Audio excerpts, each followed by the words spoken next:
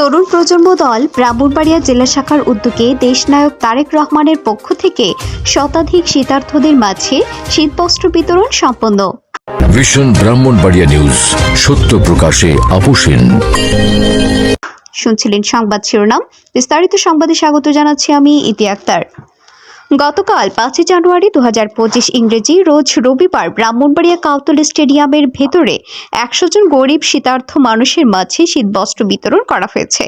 ব্রাহ্মণবাড়িয়া জেলা শাখা তরুণ প্রজন্ম দলের উপদেষ্টা জনাব বিল্লাল মোল্লা পরিচালনায় গরিব ও অসহায় মানুষের মাঝে এই শীতবস্ত্র বিতরণ অনুষ্ঠান সম্পন্ন করা হয়।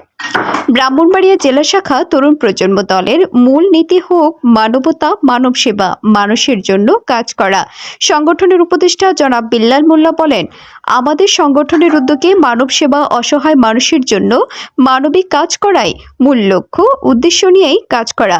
উক্ত শীতবস্ত্র বিতরণ অনুষ্ঠানে আরও যারা উপস্থিত ছিলেন, সংগঠনের সহসভাপতি উজ্জ্বল মিয়া, সহসভাপতি মোহাম্মদ শামীম, মোহাম্মদ সোহাগ মোল্লা, শিমুল, যুগ্ম সাধারণ সম্পাদক হাবিব হাজারি, দপ্তর সম্পাদক মোহাম্মদ সেন্টু মিয়া সহ জেলা তরুণ প্রজন্ম দলের নেতাকর্মীবৃন্দ উপস্থিত ছিলেন। দেশনায়ক তারেক রহমানের পক্ষ থেকে আমাদের কবির আহমেদ ভুইয়া ভাইয়ের নেতৃত্বে আমরা গরিব অসহায় মানুষদের মাঝে শীতবস্ত্র বিতরণ কর্মসূচি পালন করছি। জেলা তরুণ প্রজন্ম দলের মূলনীতি হক মানব সেবা। ধন্যবাদ। মোহাম্মদ জানে আলম রনির পাঠানো তথ্য ও ভিডিও চিত্রে news desk, vision Brahmanbaria TV news.